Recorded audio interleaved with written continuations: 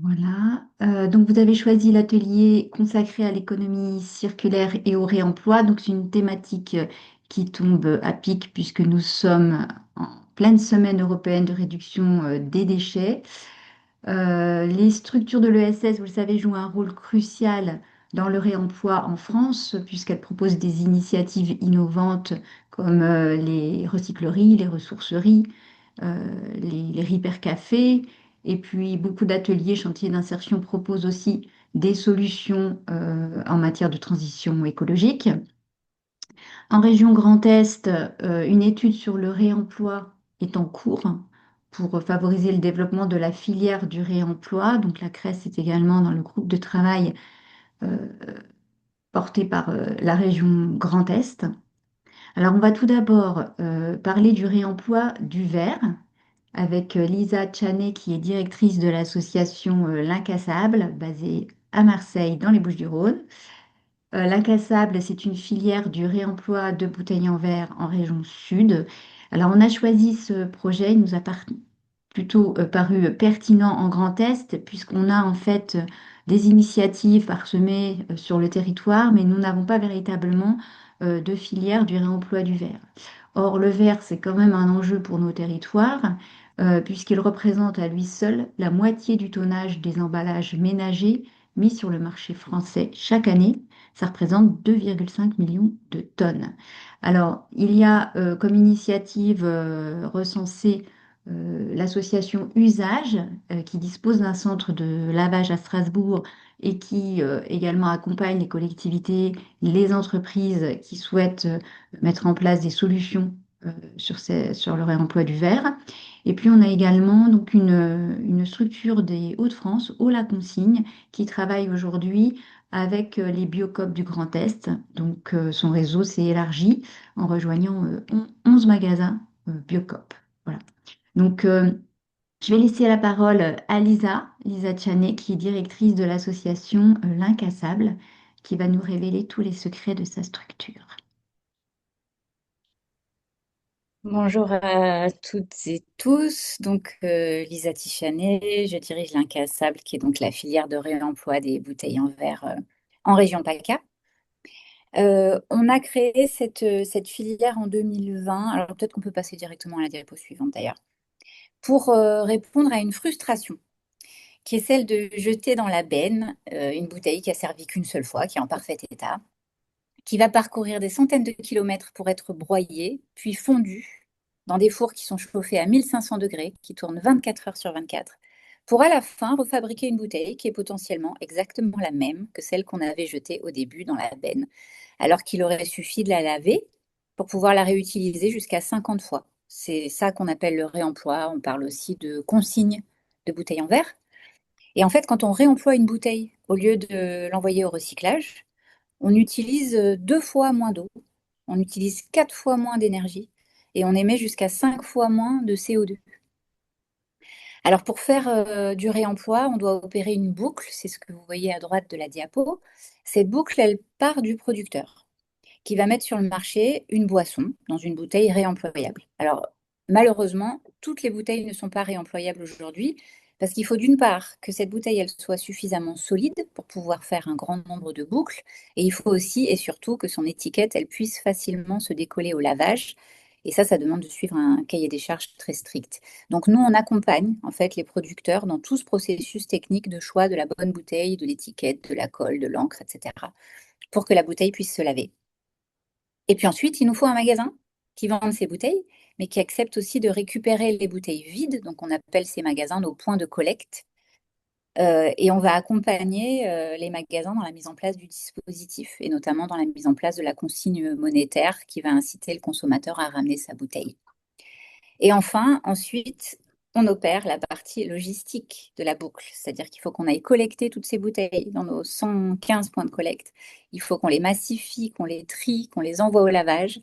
Et à la fin de la boucle, on va les renvoyer au producteur le plus proche pour qu'il puisse re-remplir cette bouteille et qu'elle reparte pour une nouvelle boucle. Peut-être qu'on peut passer à la diapo suivante. Alors, juste un petit rappel du contexte du réemploi. Chaque année, on a 5 millions de tonnes d'emballages ménagers qui sont produites en France. Donc, Stéphanie en a parlé tout à l'heure. 50% de ce tonnage est constitué de verre. Donc, quand on fait le lien avec les chiffres dont je vous ai parlé tout à l'heure, c'est-à-dire tout ce qu'on peut économiser comme eau, comme énergie, comme CO2, en réemployant les bouteilles au lieu de les envoyer au recyclage, on a une petite idée de à quel point c'est pertinent de réemployer le verre au lieu de le jeter après une seule utilisation. Et la bonne nouvelle, c'est que les consommateurs sont prêts, hein. D'après une étude Ipsos de 2023, ils sont 92 à attendre impatiemment le retour de la consigne. Il y a des chiffres qui viennent juste de sortir là de Citeo qui mettent même ce chiffre à 93%. Donc les consommateurs attendent le réemploi et on a aussi un cadre législatif favorable puisque la loi AGEC a fixé un cap de 10% de tous les emballages ménagers qui devront être réemployables dès 2027. Donc pourquoi on a créé cette filière de réemploi? C'est vraiment pour arrêter ce gâchis immense d'eau, d'énergie, de gaz à effet de serre, mais c'est aussi pour préserver une matière première qui est totalement surexploitée, qui est le sable. Alors je ne sais pas si vous en avez conscience, mais le sable, c'est la deuxième matière première la plus consommée au monde après l'eau. C'est-à-dire qu'on utilise plus de sable que de pétrole. Et l'extraction du sable, elle cause des dégâts massifs aux écosystèmes. Donc c'est pour ça que on doit aussi limiter l'utilisation de cette matière première. Alors, ce que vous voyez là, c'est les chiffres clés de notre filière. Aujourd'hui, on se déploie sur 4 départements qui sont Bouches-du-Rhône, Vaucluse, Alpes-de-Haute-Provence, Hautes-Alpes. À partir du 1er janvier 2026, on va aussi être sur le Var et les Alpes-Maritimes, donc on couvrira toute la région PACA. On a collecté plus de 350 000 bouteilles depuis le début, et donc aujourd'hui, on peut proposer un peu plus de 1000 références de bouteilles réemployables aux consommateurs. Donc ça couvre une grande variété de boissons, bière, vin, jus, limonade, lait, etc. Et on va les collecter aujourd'hui dans 115 points de collecte. Donc, c'est quoi nos points de collecte aujourd'hui? C'est majoritairement des magasins bio pour l'instant. Donc, c'est les réseaux Biocoop, Bio C'est Bon, So Bio, Bio Co, etc. Mais on commence à rentrer tout doucement dans la grande distribution avec quelques magasins Carrefour et Super U notamment. Et il y a un chiffre très important dans cette diapo qui est celui du taux de retour. Parce que si le consommateur il oublie de ramener sa bouteille en magasin, nous, on n'a rien à collecter. Donc, c'est pour cette raison qu'on a mis en place une consigne monétaire. La consigne monétaire, c'est très simple, hein, c'est quand le consommateur achète sa bouteille, il va payer en plus à la caisse 50 centimes sur les grandes bouteilles, 20 centimes sur les petits formats. Et c'est cette somme qu'on va lui rembourser quand il ramènera sa bouteille. Quand on a démarré la filière sans consigne monétaire, on récupérait environ 15% des bouteilles, donc ce qui était très peu.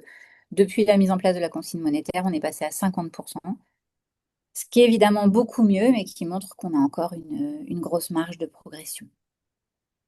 Est-ce qu'on peut passer à la diapo suivante? Alors, quel est le gros enjeu de nos filières de réemploi aujourd'hui? Avant tout, notre enjeu principal, c'est vraiment de massifier les volumes. Ce que vous voyez là, c'est notre prévisionnel de volume. En 2024, on a collecté 100 000 bouteilles sur la région. Cette année, on va s'approcher des 200 000, donc on double les volumes. Et si on déroule notre feuille de route sur les 4 prochaines années, on a pour objectif de dépasser les 2 millions de bouteilles en 2029. Cette feuille de route, elle est essentielle en fait parce que notre viabilité en dépend. Pourquoi? Parce que le réemploi, c'est une industrie qui demande de très gros volumes pour atteindre son seuil de rentabilité. C'est des volumes qui se comptent en millions de bouteilles et donc, comme vous le voyez, on ne compte pas encore nos bouteilles en millions à l'échelle locale. Donc, on doit jouer en fait sur 3 grands leviers qu'on doit travailler en parallèle pour massifier les volumes dans la filière. Le premier levier qui est le plus évident, c'est d'augmenter notre gisement. C'est-à-dire que plus il va y avoir de producteurs qui vont mettre sur le marché des bouteilles réemployables et plus on va avoir de bouteilles à collecter. Mais en fait, pour qu'on ait accès à ces bouteilles, il faut aussi qu'elles soient vendues dans des magasins qui acceptent de reprendre les bouteilles vides. Donc plus on a de magasins partenaires et plus leur gamme de bouteilles réemployables proposées est large et plus nos volumes augmentent. Et ensuite, il y a le troisième levier qui est extrêmement puissant et dont on vient de parler tout à l'heure, c'est celui du taux de retour, puisque si les bouteilles, elles restent à la maison, ou si elles partent par erreur dans les bennes de recyclage, on n'a rien à collecter. Donc il y a un gros enjeu à ce que le consommateur comprenne l'enjeu et adopte le geste retour de la bouteille. Cette question de la nécessaire industrialisation d'une filière de réemploi, elle est vraiment importante à comprendre dès le départ quand on est porteur de projet. Parce qu'il faut être à l'aise avec cette idée-là. Quand on crée une filière locale de réemploi de bouteilles, on crée d'abord un projet de territoire. mais on crée aussi un projet ambitieux qui va nécessairement prendre une ampleur industrielle, sinon il ne sera jamais rentable. Donc il faut quand même avoir envie de porter un projet qui va avoir ce type d'ampleur. Est-ce qu'on peut passer à la diapo suivante? Parfait, merci. Alors, dans la préparation de cette journée, on nous avait demandé si on avait un conseil ou un message à faire passer à un futur porteur de projet. Et pour moi, le message le plus important, c'est vraiment de faire confiance à la force du collectif. Le réemploi, c'est un sujet complexe et il vaut mieux ne pas s'y engager seul. Donc, ce que vous voyez sur cette diapo, c'est notre partenaire incontournable qu'on a contribué à fonder il y a quelques années, qui s'appelle France Consigne. France Consigne, c'est la Fédération des industriels du réemploi du verre. L'idée de départ, c'était très simple, c'était que toutes les filières de réemploi local de France, comme la nôtre, puissent unir leurs forces pour accélérer le réemploi et notamment pour mettre en commun et harmoniser tous nos enjeux techniques. Et le travail de France Consigne, c'est ce qui fait qu'aujourd'hui, une bouteille réemployable qui vient par exemple du nord de la France, mais qui est consommée chez moi à Marseille, elle peut être collectée par nous. Elle peut être envoyée au centre de lavage le plus proche, parce qu'on sait que cette bouteille va bien se laver, puisqu'on a utilisé le même cahier des charges à la fois dans le Nord et à Marseille. Et cette bouteille, on peut la renvoyer non pas à l'autre bout de la France d'où elle vient, mais à un brasseur marseillais. Parce que le brasseur marseillais et le brasseur du Nord, ils ont utilisé la même bouteille. Donc ça nous permet de faire une boucle qui soit la plus courte possible. Et ce petit miracle-là, c'est grâce à France Consigne qu'on a pu le mettre en place. On est 11 structures adhérentes. Si vous regardez la carte, vous voyez qu'il n'y a pas encore d'opérateur de réemploi de verre dans le Grand Est.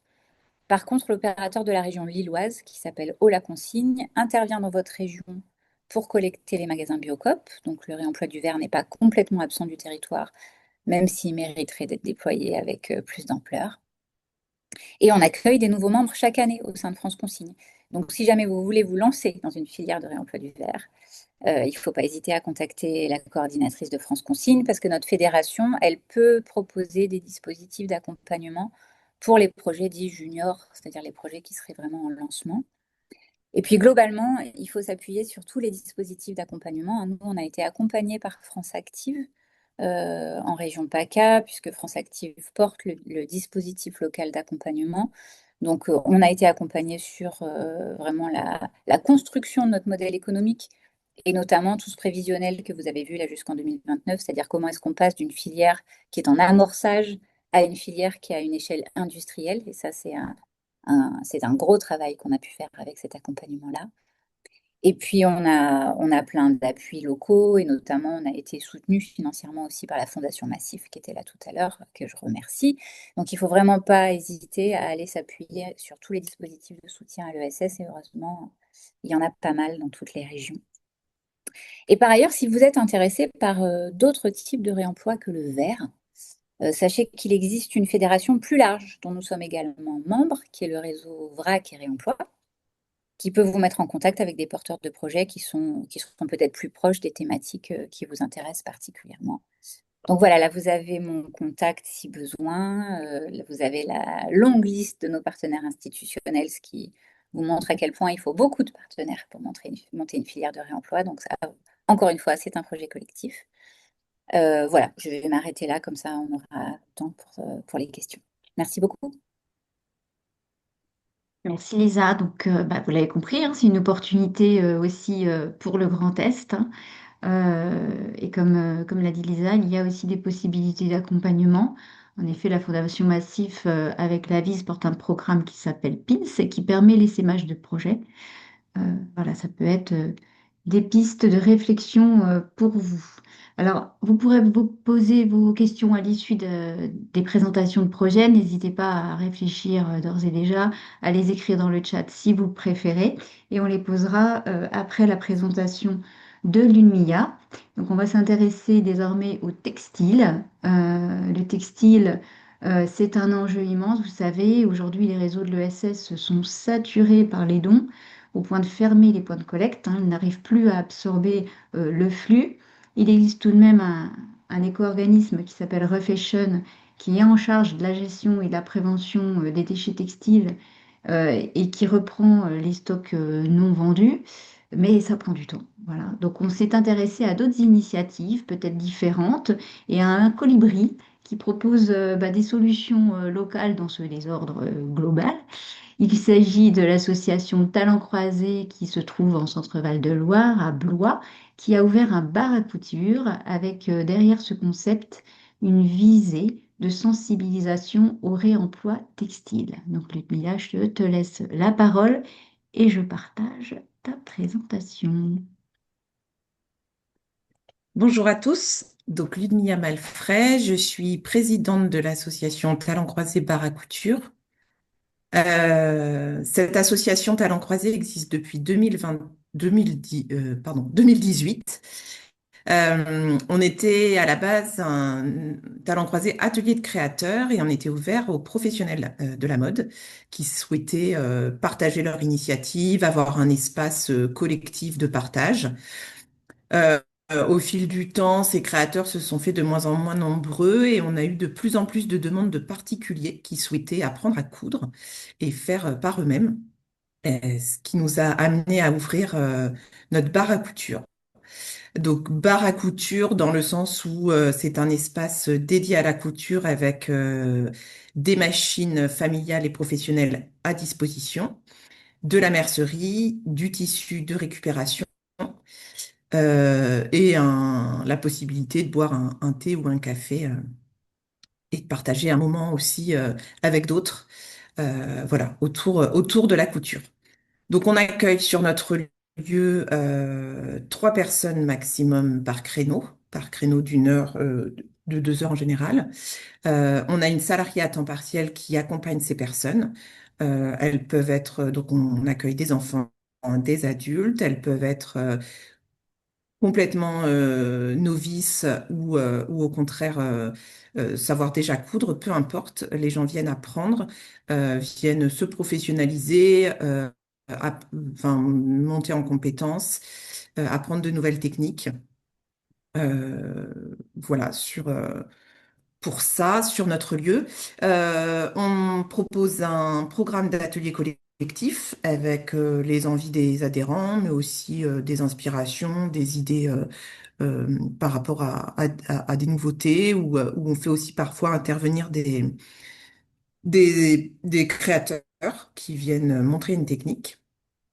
On a aussi tout un axe, enfin, alors, on est dans la sensibilisation sur notre lieu, mais on a aussi un axe d'action de sensibilisation à l'extérieur de ce lieu, où on va venir sensibiliser des groupes d'enfants ou d'adultes au réemploi textile, à la consommation de la mode, pour avoir une consommation plus responsable et vertueuse.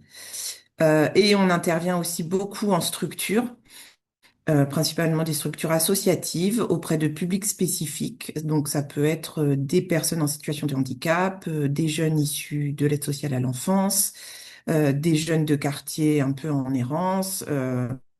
Voilà, donc ça va être les associations qui vont nous solliciter. On va intervenir sur des demi-journées en général. Et toujours dans cette visée de sensibilisation, on va plutôt être sur de la réparation, de la customisation, de l'upcycling pour faire durer plus longtemps son vêtement, éviter de le jeter. Et puis aussi sensibiliser à la création de vêtements qui sera toujours plus durable et respectueux de l'environnement que de l'achat en magasin ou sur Internet. Voilà pour la présentation de l'activité. Financièrement, on est plutôt équilibré grâce à des subventions publiques. On a notamment l'aide de la région avec le dispositif Capasso, qui est un dispositif, je crois, uniquement en région Centre-Val de Loire. C'est un financement pour aider au salaire du ou des salariés. Et on a un mécène privé qui est Suez, qui nous finance tous les ans depuis plusieurs années pour voilà en soutien à nos activités. Euh, euh, ouais, on va prendre la diapo suivante. Donc aujourd'hui, on fonctionne comme ça. On a un nouveau projet qu'on aimerait développer qui est vraiment pour l'instant à toute petite échelle et qui est en réflexion pour le moment. C'est de pouvoir créer une activité de réemploi textile en broyant les chutes de tissu pour créer une nouvelle matière et en faire soit du rembourrage, soit de la création, soit de l'isolant, mais ça, ce serait à plus grande échelle et à plus long terme. Voilà, l'idée, c'est de pouvoir, à partir de nos chutes à nous, parce que quand on fait de la couture, on a toujours des chutes qui, au bout d'un moment, ne sont plus utilisables, mais aussi à partir des chutes des particuliers, des professionnels, des ateliers couture en centre-ville, des associations qui proposent des cours, pouvoir récolter toute cette matière, la broyer et en faire ensuite la commercialiser en rempourrage ou autre. Donc ça, c'est un gros projet qui, à notre niveau local, bah, est enfin, c'est compliqué, je trouve, à développer parce que effectivement, si on veut que ce soit rentable, il faut que ce soit à une échelle importante. Et pour ça, il faut investir dans des machines assez conséquentes. Donc, voilà, pour l'instant, ce serait de le faire à un petit niveau pour pouvoir éventuellement le développer en sachant qu'on peut également broyer avec ce broyeur-là. C'est un broyeur qui est normalement, enfin, à l'origine, un broyeur plastique qui est issu du mouvement Pretius Plastique, mais qui peut broyer le textile et des pièces, des pièces entières de vêtements sans aucun problème. Donc, ce serait une bonne manière de répondre à la saturation de la filière de réemploi textile aujourd'hui. Voilà, j'ai fait le tour, je crois. Hélène Mia, vous commercialisez des objets aujourd'hui, des articles que vous confectionnez? Non, Non, non. d'accord, très bien. Alors, bah, merci pour la présentation de ces projets. Donc, je vais laisser la parole à notre cher public. Peut-être que vous avez des questions à poser ou à Lisa ou à Lumia ou deux. Et si vous n'avez pas de questions, vous pouvez aussi nous partager un projet ou une idée, une initiative que vous avez qui souhaite prendre la parole.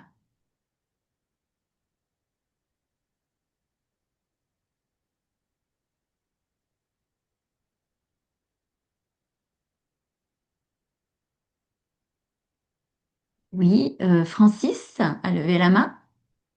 Oui, merci pour vos Bonjour. présentations. Mais là où j'étais un peu, la question est pour Lisa, ce que j'ai du mal en tant que consommateur, c'est qu'en fait, on a très peu de propositions de bouteilles consignées dans n'importe quel supermarché. C'est ou du plastique ou des cartons, mais il y a peu, moi je connais, enfin voilà. Il y a une marque, Nessel en Alsace, d'eau minérale, qui sont des bouteilles consignées qu'on peut ramener. Le reste, c'est des bouteilles jetables, de verre jetables. Donc, est-ce que c'est pas là le premier goulot d'étranglement?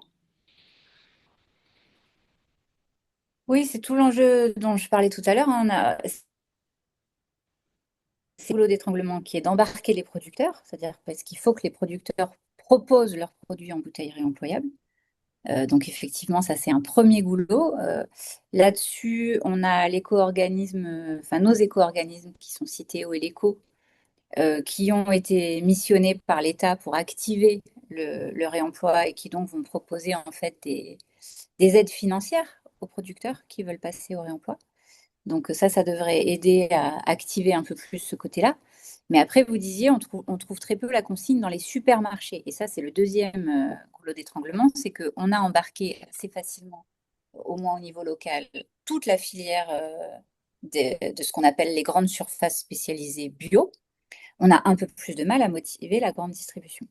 Donc là-dessus aussi, il y a des dispositifs qui sont en train de se mettre en place via les éco-organismes, hein, puisque c'est leur mission, pour notamment donner des moyens financiers aux supermarchés de s'équiper en machines de déconsignation, qui sont ces grosses machines dans lesquelles les consommateurs vont pouvoir ramener la bouteille pour pouvoir récupérer leurs consignes. Donc effectivement, il y a beaucoup à faire sur ces deux versants-là, c'est-à-dire embarquer plus de producteurs, mais aussi embarquer la grande distribution traditionnelle. Merci aussi. Y a-t-il d'autres questions? Il y a Christelle dans le chat qui nous parle d'une Ouais, c'est initiative intéressant. aussi qui peut être intéressante. Vous souhaitez nous en parler? Alors c'est vrai qu'en Alsace, il y a peut-être plus de possibilités euh, d'acheter des bouteilles consignées, parce que c'est vrai que c'est un automatisme en Allemagne. Oui, bonjour. Bonjour. Oui, il y a un écho. En fait, la consigne, c'est quelque chose qui est bien développé effectivement en Alsace. On a plusieurs entreprises qui proposent ce modèle économique. Il y a, enfin, on a Météor, Carola, enfin plein de Elsace Cola, enfin, plein de bouteilles qui sont consignées. Et je voulais faire part en fait d'une initiative de jeunes start-upers qui sont venus de Bretagne d'ailleurs pour s'installer en Alsace pour bien le développer parce que on va dire que le terrain était fertile pour développer ce type d'initiative. Donc c'est une entreprise qui s'appelle Isée Consigne. Et je faisais juste ce petit point comment dire, enfin, d'ouverture parce que eux s'adressent pas seulement à la grande distribution. Enfin, même, ils s'adressent pas à la grande distribution, ils s'adressent en fait aux, aux particuliers, notamment des personnes qui ont pas, enfin, qui souhaiteraient avoir recours à la consigne, mais qui, comment dire, pour leur ça peut être des associations d'ailleurs ou des particuliers, et qui vont se faire donc livrer à domicile. Et la livraison finalement à domicile, et ben ça incite les gens à consommer, j'ai envie de dire, davantage de bouteilles consignées parce que ils sont livrés et une fois que les bouteilles sont vides, ils remettent en fait les bouteilles dans les casiers et Isée Consigne passe selon, enfin, suite à un rendez-vous pour récupérer ces consignes, il faut refaire, enfin, ce casier et leur reproposer, enfin, relivrer de nouvelles bouteilles. Donc, ça facilite, par exemple, ce développement, enfin, les commandes aussi de personnes qui habitent au deuxième, troisième étage, les personnes âgées qui voudraient avoir des consignes, mais c'est trop lourd à déployer, etc. Du coup, c'était juste pour avoir une petite ouverture. Je sais pas si ça peut servir à Lisa pour le modèle de l'incassable, mais c'était pour faire une ouverture en fait sur comment est-ce qu'on peut toucher les particuliers avec la démarche de la consigne. Voilà, c'est tout. Merci. Et merci pour cet Merci. atelier, c'est chouette de voir ce qui est possible de faire. Alors, il y a C'est aussi un projet qui est intéressant. plus ancien, qui existe pas partout en France, mais qui commence à être bien déployé sur un certain nombre de grandes villes, qui s'appelle Le Fourgon, qui fait ce même principe, hein, c'est-à-dire d'aller livrer des produits, et pas que des boissons d'ailleurs, réemployables aux consommateurs et en récupérant les contenants au passage. Ils font l'équivalent de la tournée, ce qui était la tournée du laitier il y a quelques dizaines d'années, mais pour l'ensemble des produits. Donc oui, effectivement, ça se développe et nous, on est en partenariat avec le fourgon, notamment pour pouvoir trier et laver leurs bouteilles. Bien, il nous reste un peu plus de 10 minutes. Est-ce que vous avez d'autres questions, des choses à nous partager, des initiatives? N'hésitez pas. Des envies sur vos territoires. Non, mais ce serait bien que Christiane, elle développe, disant qu'en Allemagne, c'est la norme. Comment ils font? Pourtant, moi, je suis alsacien et ça n'a pas beaucoup enfin, disséminé sur l'Alsace les pratiques allemandes. Hmm. Vous avez raison de le dire, hein, les pratiques, alors plus proche de nous, moi je peux dire que tout ce qui est bière, souvent, les brasseurs le font. Les... Pour la bière, c'est plus facile. Par contre, pour le champagne, il n'y a aucune réutilisation des bouteilles, par exemple.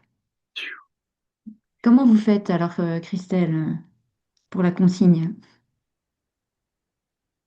Pourquoi c'est autant développé en Allemagne Comment? et pas en France? Pourquoi c'est autant développé en Allemagne Vous près de pouvez chez répéter, vous? s'il vous plaît? La question de Francis, ce serait que vous puissiez nous partager pourquoi cette consigne est autant développée en Allemagne et pourquoi ça n'arrive pas près de chez nous. Et dans votre chat, je vous dites aussi que c'est bien développé en Alsace. Et je dis que moi, je venais de dire avant vous que dans les supermarchés que je vois, c'est vraiment très rare, à part Nessel et peut-être Carola, des producteurs qui ont des bouteilles consignées. Même il Exactement, oui, existe oui. dans certains endroits, on peut les rapporter, mais l'opportunité est très faible. Ça reste quand même d'abord du plastique. Ou alors les trucs en carton. Voilà. Je En sais pas fait, en comment on Allemagne, appelle ça. c'est bien développé parce il y a même des machines automatiques et il y en a aussi en Alsace qui permettent de déposer sa bouteille et de récupérer 25 cents Ouais, ça, de c'est bien. consignes. Et en Allemagne, il y a même un business qui s'est développé pour des personnes, notamment des personnes sans abri, qui vont ramasser des bouteilles consignées et qui vont comme ça se faire un peu d'argent en allant les mettre dans des machines et récupérer un petit peu d'argent. Mais c'est un modèle qui est vraiment à développer en France et qui l'est pas suffisamment. Et en fait, Francis, on s'est déjà rencontré avec Colécosol, je crois bien. Ouais, c'est vrai. Si je peux rajouter une chose, ce qui fait une grosse différence entre la France et l'Allemagne, c'est que l'Allemagne n'a jamais arrêté le réemploi. Parce qu'il faut quand même se souvenir que ça existait et Ouais. ça fonctionnait très bien en France jusqu'à la fin des années 70, début des années 80.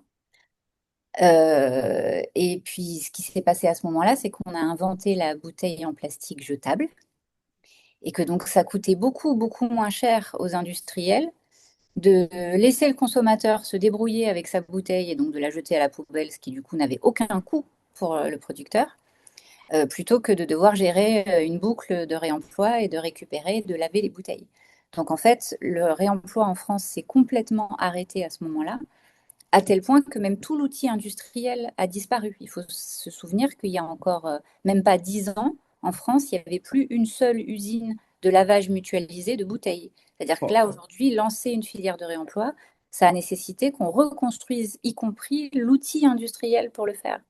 Donc là, on repart de zéro. C'est-à-dire qu'il faut qu'on investisse dans un outil industriel, il faut qu'on convainque à nouveau des producteurs qui ne le faisaient plus, il faut qu'on convainque à nouveau des magasins qui ne le faisaient plus, et qu'on convainque un consommateur de ramener sa bouteille.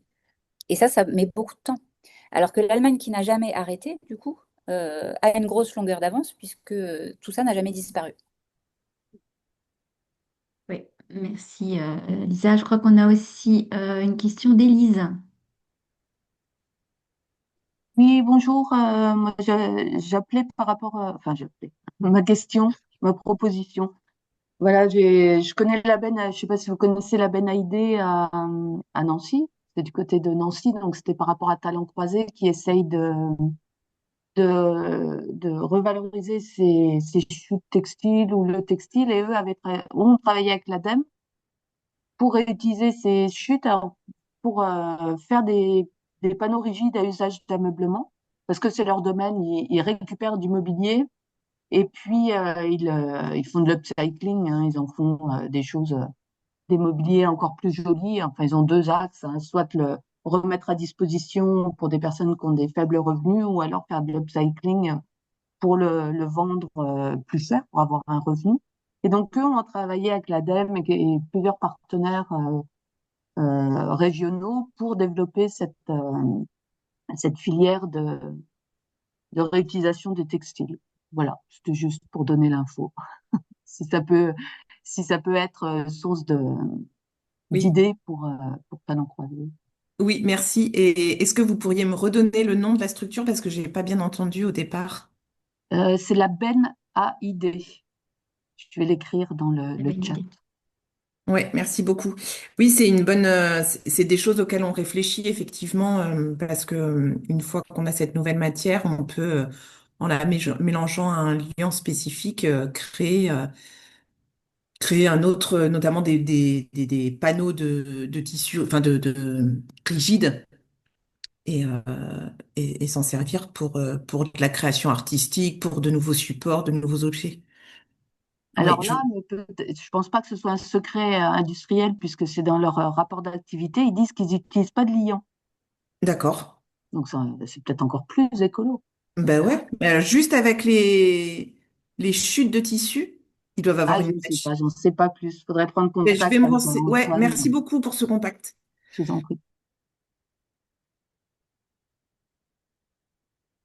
D'autres questions? Il nous reste encore quelques minutes avant de conclure.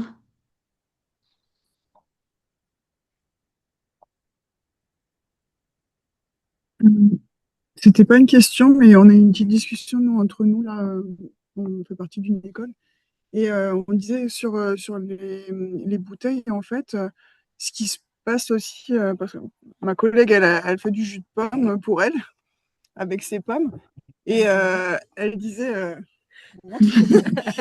et donc en fait, euh, elle est obligée d'acheter, tu me dis si je me trompe pas, elle est obligée d'acheter les bouteilles et en fait, le pressoir où elle les ramène ne reprend pas les bouteilles parce que, ils n'ont pas le système de lavage, mais même s'ils pouvaient l'avoir, en fait, il y a trop de contraintes sanitaires euh, qui font qu'ils veulent pas prendre en fait le risque que la bouteille soit mal lavée et donc derrière avoir la production, enfin la mise en bouteille qui soit pas bonne et qu'on puisse, enfin, qui soit comment, pénalisé par une amende, c'est ça, tu disais?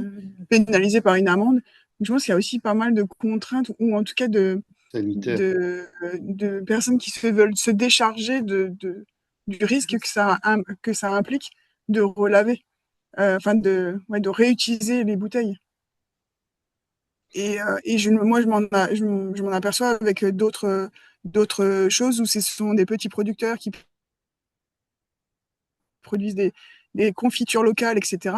Et quand on leur demande si on peut ramener les pots, en fait, ils disent non, non, parce que ça nous coûte plus cher en fait de laver les pots, de devoir les refaire stériliser, de prendre le risque que d'en acheter des nouveaux, quoi. Et donc, moi, je pense que tant on ne change pas non plus cette mentalité, bah, le problème, on tourne un peu en rond, quoi. Et je rejoignais un petit peu aussi ce que disait Francis, c'est que, comment Christelle a dit que ça s'est développé en Alsace, alors c'est sûrement plus développé peut-être dans les grandes villes.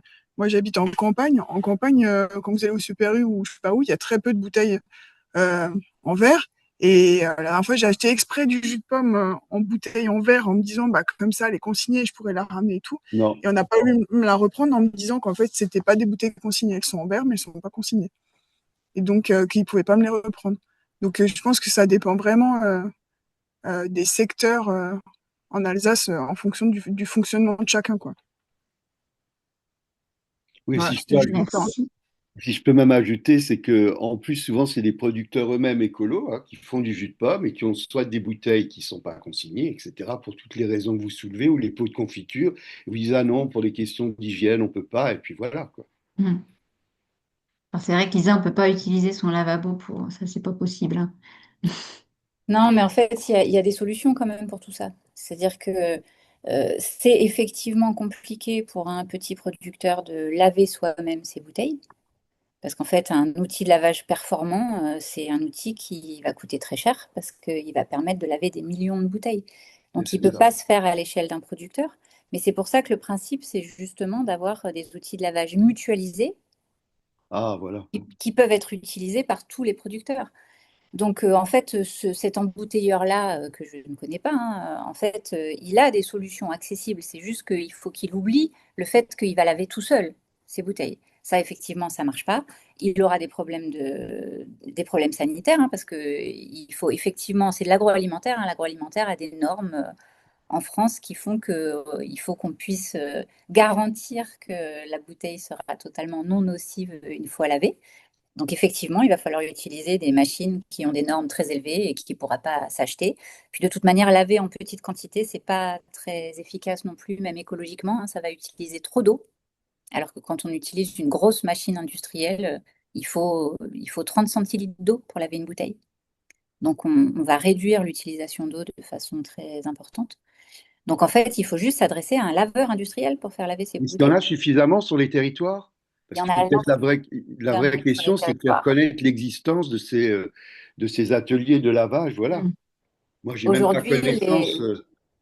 Aujourd'hui, nos laveurs, ils tournent en sous-capacité parce qu'en fait, ils se sont mis en ordre de marche pour pouvoir laver les gros volumes qui étaient attendus dans le cadre de la loi AGEC, qui avait dit 5% d'emballage réemployable en 2023, puis 10% en 2027. Et aujourd'hui, on doit en être à 1,7% en France. Donc en fait, nos laveurs, ils ont la capacité de pouvoir accueillir des volumes qui ne sont pas là. Hmm. Donc clairement, il n'y a pas de problème de lavage en France, hein. On pourrait laver beaucoup, beaucoup plus de bouteilles que ce qu'on en lave aujourd'hui. Oui, il faudrait qu'ils se fassent connaître. Je m'excuse d'être un peu. Qu'il y ait une cartographie de ces ateliers et que même ça circule près des consommateurs, de pouvoir dire à nos producteurs, mais là, vous voyez, ça existe à 12 kilomètres, à 20 kilomètres. On n'en a aucune idée. Voilà. On échangeait avec Christelle là-dessus avant, mais alors moi, je savais même pas. Voilà. Donc c'est bien, mais ça pourrait être ça une des manières de faire la promotion du réemploi.